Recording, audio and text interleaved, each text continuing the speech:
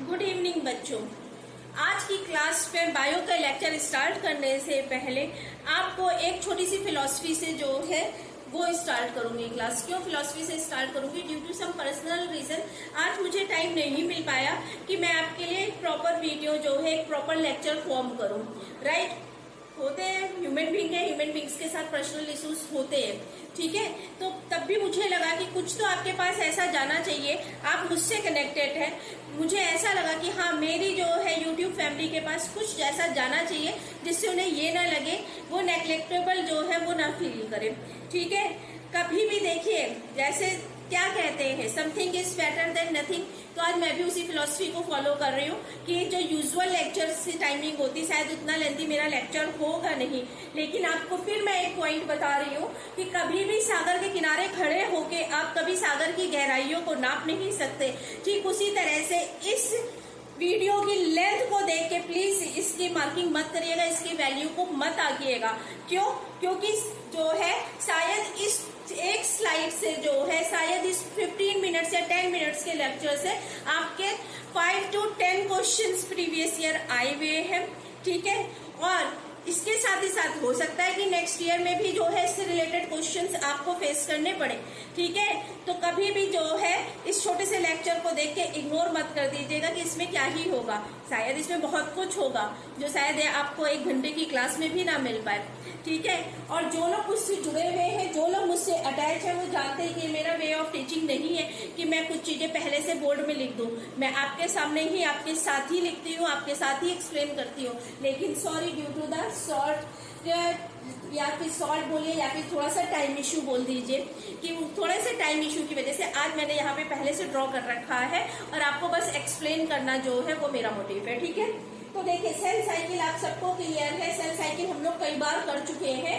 हुआ क्या बच्चों कि जीवन में कोई भी सेल आती है तो क्या है, हमने पढ़ रखा है बेटा कि जीवन से लेके जीतू तक जो है ये हमारी पूरी क्या है, इंटरफेस है। Interface means resting phase, means cell इस टाइम पे प्रॉपरली डिवाइड नहीं कर रही है, बट इस टाइम पे सेल जो है वो अपने आप को प्रिपेयर कर रही है। बेटा क्या प्रिपेयर करती है सेल अपने आप को? सेल में भी अपना जेनेटिक मटेरियल जो है उसको डुप्लीकेट कर रही है, सेल न्यूक्लियस को डुप्लीकेट कर रही है, सेल सेंट्रियोल को डुप्लीकेट कर रही है, सेल साइटोप्लाज्म को डुप्लीकेट कर रही है, सेल न्यूक्लियोप्लाज्म को डुप्लीकेट कर रही है, एज वेल एज सेल जो है सेल ऑर्गेनेल्स को डुप्लीकेट कर रही है। ये सब हम लोग प्रीवियस लेक्चर्स में कर चुके हैं, जिसने नहीं लगाए वो प्लीज प्रीवियस लेक्चर्स लगाइए, बहुत इंफॉर्मेटिव है प्लीज। और ज्यादा से ज्यादा लोगों से तक जो है वो शेयर कीजिए कि ज्यादा से ज्यादा लोगों तक जो है इतने इजी वे में बायो की जो है इंफॉर्मेशन पहुंचे, ठीक है। तो ये तो हमने पढ़ लिया था, लेकिन बेटा क्या है होता है कभी कभी जो है वो कुछ एरर हो सकती है, डुप्लीकेशन में हो सकती है, प्रोटीन फॉर्मेशन में कुछ एरर आ जाए, ठीक है, कुछ इश्यू ऐसे हो सकते हैं। तो बेटा सेल क्या है, सेल ने क्या कर रखा है कि कुछ जो है वो पॉइंट्स बना दिए कि अगर इन पॉइंट्स को जो है वो फुलफिल करोगे तभी आप जो है वो नेक्स्ट उसमें जा सकते हो। सपोज दैट कि आप जो है किसी पॉश इलाके में रहते हैं तो क्या होता है, बैरिकेटिंग लग जाती है ना, कुछ भी होता है तो बैरिकेटिंग लगती है। बैरिकेटिंग किस लिए लगती है? अगर आप जो है कार ड्राइव करते हो या स्कूटी या बाइक कुछ भी चलाते हो तो होता है क्या है, अगर आपके पास प्रॉपर जो है पेपर्स है तो आपको पास कर देते हैं, ठीक है, नेक्स्ट स्टेट में पास कर देंगे, नेक्स्ट या फिर एरिया में पास कर देंगे, या फिर हो सकता है कि जो है कुछ बाउंड्री इसके पास में जो कंट्रीज है वहां पे भी कुछ चेकिंग के बाद आपको पास कर दे। लेकिन अगर आपके पास वो प्रॉपर फॉर्मेट के पेपर्स नहीं है तो क्या वो आपको पास करेंगे? नहीं करेंगे, वो वहीं पे आपको रोक लेंगे। तो सेल भी कुछ इसी तरह से करती है। सेल जो है पूरी सेल साइकिल को न चलाने से पहले, सेल साइकिल कंप्लीट करने से पहले पॉइंट पॉइंट पे जो है वो कुछ बैरियर्स लगा देती है। उन बैरियर्स को हम साइंटिस्ट, मैं साइंटिस्ट नहीं हूँ, उन बैरियर्स को साइंटिस्ट ने क्या नाम दिया है? चेक पॉइंट, ठीक है। तो चेक पॉइंट से आप रिलेट कर सकते हैं। अगर आप किसी फेस्टिव सीजन में वृंदावन गए हो या हरिद्वार गए हो या कहीं भी गए हो तो क्या होता है, जगह जगह पे बैरिकेटिंग होती है, जगह जगह पे जो जहां देख लेते कि आप हाँ इस डिस्ट्रिक्ट के बाहर के हैं तो आपकी गाड़ी स्पेशली रोक ली जाएगी। जब आप जो है वो सारे फॉर्मेट्स के पेपर्स जो है क्लियर कर देंगे तब आपको भी पास कर देंगे, ठीक है, पास होने देंगे। तो उसी तरह से हमारी सेल भी जो है वो डिफरेंट बैरिकेटिंग को फॉलो करती है, ठीक है। अब देखिए बेटा, मैंने यहाँ पे हेडिंग क्या डाली है सेल साइकिल। सेल साइकिल हम कई बार मैं आपको बता चुकी what is cell cycle, but what is the regulation of cell cycle, ये आज की क्लास में हम डिस्कस करेंगे। बहुत छोटी, बहुत इंफॉर्मेटिव, बहुत ही जो है वो वैल्यूएबल है क्लास, ठीक है। देखिए क्या होता है, जीवन में सिंथेसिस होती है हमारी, ठीक है। जीवन में सिंथेसिस के बाद यहाँ पे एक हमारा चेक पॉइंट देखिए, टोटल चेक पॉइंट जो है सेल साइकिल में बेटा वो कितने हैं, 3 चेक पॉइंट्स हैं, ठीक है। ये चेक पॉइंट्स कुछ नहीं, ये चेक पॉइंट्स ये चेक करते हैं कि जीवन के बाद जो एस फेज में सेल जा रही है वो क्या प्रॉपर जो चीजें फॉर्म होनी थी वो फॉर्म हो चुकी है, अदरवाइज उसमें कुछ करेक्शन है, अदरवाइज उसमें कुछ एरर है। कभी कभी होता है बेटा डीएनए रेप्लिकेट कर रहा है, ठीक है, डीएनए रेप्लिकेट कर रहा है, उसमें डीएनए के रेप्लिकेशन में कोई प्रॉब्लम हो जाए, ट्रांसक्रिप्शन हो रहा है, मे बी ट्रांसक्रिप्शन एरर आ जाए, मे बी प्रोटीन सिंथेसिस के रिलेटेड एरर आ जाए, जो उसका भी मॉडिफिकेशन भी सेल कर लेती है, ठीक है। तो क्या होगा, जीवन से एस में जाना है या नहीं जाना है, ये हमारा ये चेक पॉइंट फाइंड आउट करेगा। होता क्या है, कुछ प्रोटीन्स होती है, मैंने क्या लिखा यहाँ पे, अगर जीवन टू एस ट्रांजिशन है, 3 पॉइंट्स है बेटा, 1 2 3, ठीक है। तो उन 3 पॉइंट्स के बेस पे ही जो है इसको डिफाइन कर रखा है। किसको डिफाइन कर रखा है बेटा, G to S, G to M और मेटाफेज टू एनाफेज, ठीक है। G to S पे क्या है बेटा, G to S जो है जीवन से, आप समझ सकते हैं कि ये सेल साइकिल की जीवन स्टेज पे है। जीवन से S ट्रांजिशन का मतलब आपको पता है कि यहाँ से यहाँ मूव कर रहा है, यहाँ से यहाँ ट्रांजिट कर रहा है, ठीक है। यहाँ पे एक चेक पॉइंट लगा है, ये चेक पॉइंट सेल का, वैसे तो बेटा ओवरऑल कितने चेक पॉइंट है हमारे पास, ओवरऑल 3 चेक पॉइंट है, लेकिन ये हमारा मेजर चेक पॉइंट है, ओके। मेजर चेक पॉइंट क्या है कि मीन सबसे ज्यादा डिसीजन सेल यहीं पे जो है वो लेगी कि सेल जो है वो जीवन से एस में जाएगी, मूव करेगी या नहीं करेगी, ठीक है। तो बेटा ये होता कैसे, मेजर चेक पॉइंट कैसे जो है मेजर चेक पॉइंट को हम फॉलो करेंगे, होता कैसे है, प्रोटीन्स होती है। जीवन आपको पता है जीवन से आ रही है, ठीक है। जीवन साइक्लिन CDK, बेटा साइक्लिन क्या है और CDK क्या है, CDK को बेटा समझ लीजिए, ये क्या है, एक काइनेज है, ठीक है, काइनेज है, काइनेज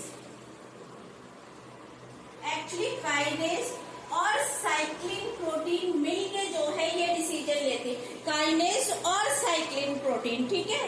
तो ये साइक्लिन प्रोटीन जो है इसको एक्टिव करती है काइनेज को एक्टिव करती, मेनली जो है बेटा काइनेज का रोल है इस चेक पॉइंट पे, लेकिन ये काइनेज विदाउट साइक्लिन कुछ नहीं कर सकता है, ठीक है।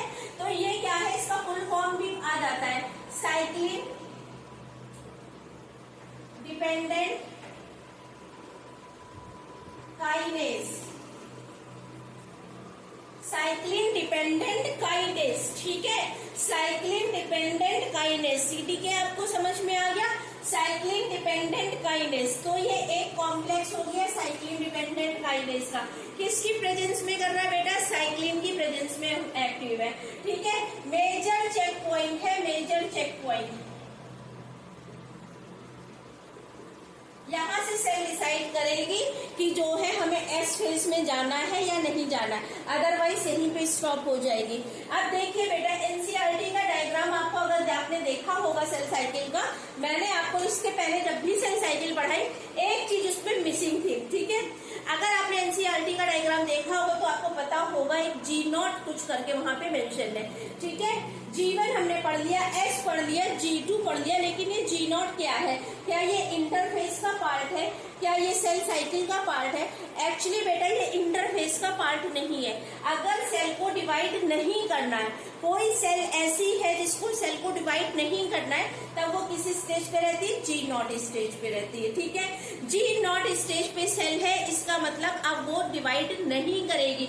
और ये भी PYQ आया हुआ है बच्चों कि जो है सेल किस फेज से एग्जिट करती है, तो वो G1 से एग्जिट करती है, सेल साइकिल से नहीं एग्जिट करती है, G1 से एग्जिट करती है बेटा, G1 से एग्जिट करती है, ठीक है। कहाँ जाती है, G0 में जाती है, G0 स्टेज में जाती है। G0 का मतलब क्या है कि इस अगर जी नॉट में सेल है तो उस टाइम पे सेल डिवाइड नहीं करेगी।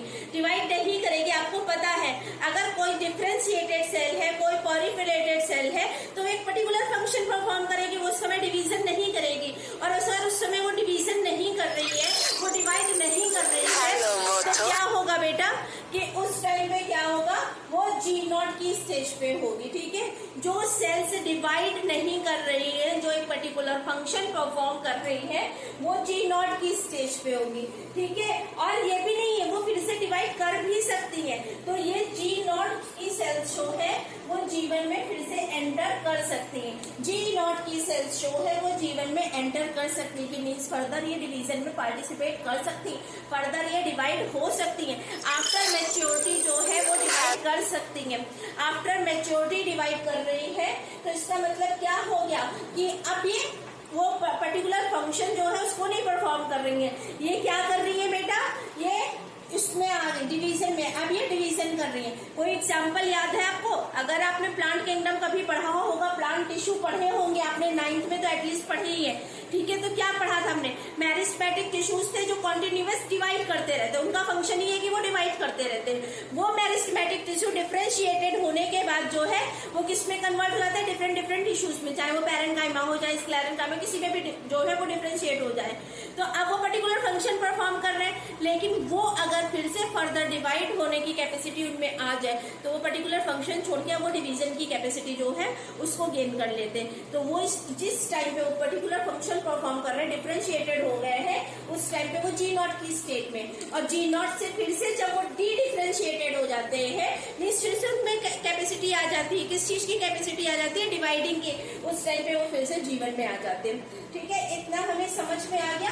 तो ये क्या है, जीवन टू एस ट्रांजिशन, मीन्स जीवन से एस की स्टेज पे सेल जाएगी या नहीं जाएगी, ये पहला चेक पॉइंट हो गया। किस पे डिपेंडेंट कर रहा है, जीवन साइक्लिन सीडी के कॉम्प्लेक्स में। सीडी के कॉम्प्लेक्स क्या है बेटा, साइक्लिन डिपेंडेंट काइनेज है, साइक्लिन डिपेंडेंट काइनेज है, मीन्स काइनेज को एक्टिवेट करने के लिए हमें साइक्लिन की रिक्वायरमेंट है। इसके बाद बेटा जो सेकंड है that is G2M transition. G2M transition देख रहे हैं बेटा, ये second check point, second check point ये क्या है बेटा, M स्टेज पे मूव कर रहा है ना। M का क्या मतलब हो गया, मीन्स ये हमारी M फेज, मैंने बताया था आपको, माइटोसिस पढ़ाई थी आप लोगों को। M फेज क्या है, माइटोसिस की फेज थी ना, माइटोटिक डिवीजन। अभी मैंने आपको मियोसिस नहीं कराया हुआ बच्चों, तो ये क्या थी, माइटोसिस की फेज थी। M phase ultimately M phase थी, चाहे वो मियोसिस हो चाहे वो माइटोसिस हो, डिवीजन की फेज थी। फाइनल डिवीजन हमारा यहीं पे होना था। ठीक है, चाहे वो कैरियोकाइनेसिस हो या फिर साइटोकाइनेसिस हो, दोनों डिवीजन के पार्ट हमारे एम फेज से ही रिलेट कर रहे थे। तो G2 से M ट्रांजिशन जो है वो सेकेंड पॉइंट है, मीन्स ग्रोथ 2 के बाद G2 से M में जाएगा, डिवीजन में जाएगी सेल या नहीं जाएगी। अगर कोई एरर हो जाती है, डीएनए की एरर हो गई, प्रोटीन की एरर हो गई, कुछ प्रोटीन्स नहीं बने, तो क्या होगा, फिर अल्टीमेटली वो सेल जो है वो इसमें नहीं जाएगी। ठीक है, तो यहाँ पे ये सेकेंड चेक पॉइंट हो गया। M cyclin CDK, M cyclin CDK, kinase dependent cyclin. ठीक है, ये हमें समझ में आया। फिर जो थर्ड ट्रांजिशन है बेटा वो क्या है, मेटाफेज टू एनाफेज। जब मैंने आपको मेटाफेज एम फेज बताई थी, डिवीजन की फेज बताई थी, हम लोग माइटोसिस कंप्लीट कर चुके हैं बेटा। आपको मैंने बताया था कि कैरियोकाइनेसिस और साइटोकाइनेसिस दो पार्ट में डिवाइड होती। कैरियोकाइनेसिस अल्टीमेटली जो है वो कितने पार्ट्स में डिवाइड हुई थी, prophase, metaphase, anaphase and telophase. Prophase में न्यूक्लियर मेम्ब्रेन डिसअपियर हो गई थी, centriole moves towards the opposite pole. ठीक है, क्रोमोसोम्स जो है वो फॉर्म हो रहे थे, क्रोमेटिन मटेरियल में कंडेंसेशन हो गया था। मेटाप्लेस में वो क्रोमोसोम अलाइन हो गए थे इक्वेटर पे या एम प्लेट पे या इक्वेटर प्लेट पे। ठीक है, और स्पिंडल फाइबर से अटैचमेंट हो गया था, कहाँ से, काइनेटोकोर से, जहां पे हमारा सेंट्रोमियर प्रेजेंट था वहां पे कुछ प्रोटीन बैंड्स प्रेजेंट थे, that is kinetochore which are site for attachment of spindle fibres. ये हमने कर रखा है। ठीक है, तो यहाँ पे बेटा क्या चेक होता है, ये क्या लिखा है, एनाफेज। यहाँ पे भी APC कॉम्प्लेक्स होता है, एनाफेज प्रोमेटिंग, एनाफेज प्रमोटिंग कॉम्प्लेक्स।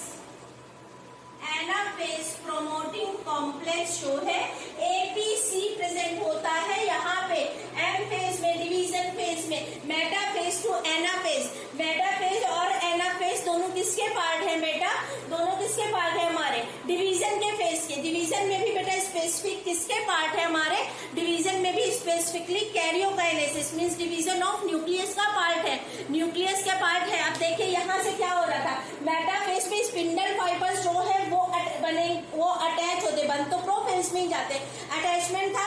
एक प्लेट में एक इमेजिनरी प्लेट पे जो है वो क्रोमोसोम्स अलाइन हो गए थे, लेकिन उस इमेजिनरी से जो है एनाफेज में फिर क्या हुआ था, pulling of spindle fibres, pulling of chromosomes, ठीक है, क्रोमोसोम्स की पुलिंग हुई थी। क्यों हुई थी, क्योंकि due to contraction of spindle fibres. बेटा बहुत सारी प्रोटीन्स होती हैं जो स्पिंडल फाइबर्स के कॉन्ट्रैक्शन के लिए इन्वॉल्व होती है। सपोज दैट अगर वही नहीं बनी तो स्पिंडल फाइबर कॉन्ट्रैक्ट करेंगे, और अगर स्पिंडल फाइबर ही नहीं कॉन्ट्रैक्ट करेंगे बेटा तो फिर एनाफेज में जाने से क्या मतलब है, वो सेल तो वहीं पे जो है क्या हो जाएगी, बेकार हो जाएगी। होता क्यों है बेटा, अल्टीमेटली इन सब चेक पॉइंट्स का मतलब क्यों चेक करते हैं। आपने पढ़ा होगा कि इनॉर्मस ग्रोथ, अगर अनकंट्रोल्ड ग्रोथ होती तो अनकंट्रोल्ड ग्रोथ का क्या मतलब होता है, अगर कोई सेल साइकिल जो है, कोई सेल हमारी अनकंट्रोल्ड ग्रोथ शो कर रही है, इट मीन्स क्या है, वो किसमें कन्वर्ट हो रही है, वो कैंसरस सेल में कन्वर्ट हो रही है, कैंसरस सेल बन रही है, उससे कैंसर फॉर्म होगा। तो अनकंट्रोल्ड ग्रोथ नहीं करनी है सेल को, एक डिफाइंड वे में, एक सीक्वेंस में ही ग्रोथ करनी है। तो अनकंट्रोल्ड ग्रोथ नहीं होती, ग्रोथ का पूरा जो सेल साइकिल है उसका पूरा रेगुलेशन होता है। वो रेगुलेशन कहाँ है आपको पता है कि 3 चेक पॉइंट मैंने बता दिया। फर्स्ट ट्रांजिशन जो है वो G1 और S के फेज में चेक पॉइंट है, जो that is major check point. उसके बाद सेकंड जो है वो G2 और M के बीच में ट्रांजिशन है। फिर M में ही कैरियोकाइनेसिस में ही थर्ड चेक पॉइंट है, that is metaphase two anaphase transition. और ये किस पे जो है डिपेंडेंट होता है, APC complex, anaphase promoting complex, anaphase को प्रमोट करने का कॉम्प्लेक्स। क्यों प्रमोट कर रहे हैं, अगर सब कुछ प्रॉपरली ठीक है, सारी प्रोटीन्स का फॉर्मेशन सही है, सब कुछ सही है, तो हम प्रमोट करेंगे कि एनाफेज हो, अदरवाइज नहीं हो। तो अगर APC जो है वो वर्क नहीं करेगा, इसका मतलब एनाफेज नहीं होगी, इसका मतलब सेल में कहीं ना कहीं एबनॉर्मलिटी है। एबनॉर्मल सेल को हमें ग्रोथ नहीं करानी है, हमें नॉर्मल सेल की ग्रोथ करानी है। सॉरी, ये सेल साइकिल रेगुलेशन समझ में आ गया, बहुत इंपॉर्टेंट है। जब हम PYQs करेंगे सॉल्व तब आपको पता चलेगा कि इस एक स्लाइड से कितने सारे क्वेश्चंस बन रहे हैं। आई थिंक इसको ये समझ में आ गया होगा। अगर नहीं समझ में आया तो प्लीज कमेंट बॉक्स में मेंशन कर दीजिएगा, मैं इसका फिर से एक वीडियो जो है वो ले लूंगी, ठीक है। बट अभी के लिए प्लीज इसको देखिएगा, जरूर समझने की कोशिश करिएगा। बहुत जो क्वेश्चन है आते हैं, बहुत स्कोरिंग है, छोटा सा वीडियो है लेकिन बहुत स्कोरिंग है। और प्लीज मेरे लिए, मेरे मोटिवेशन के लिए ज्यादा से ज्यादा लोगों तक मेरा चैनल को जो है वो पहुंचाइए। ज्यादा से ज्यादा लोगों तक मेरे चैनल को पहुंचेगा तो ज्यादा से ज्यादा लाइक, कमेंट और शेयर होंगे, तो ज्यादा से ज्यादा सब्सक्रिप्शन भी मिलेंगे। ज्यादा से ज्यादा सब्सक्रिप्शन मिलेंगे तो मुझे भी मोटिवेशन मिलेगा और अच्छे से आपको पढ़ाने का और इंटरेस्ट के साथ आपको पढ़ाने का। Please like, share and subscribe my channel. Thank you. Have a nice day.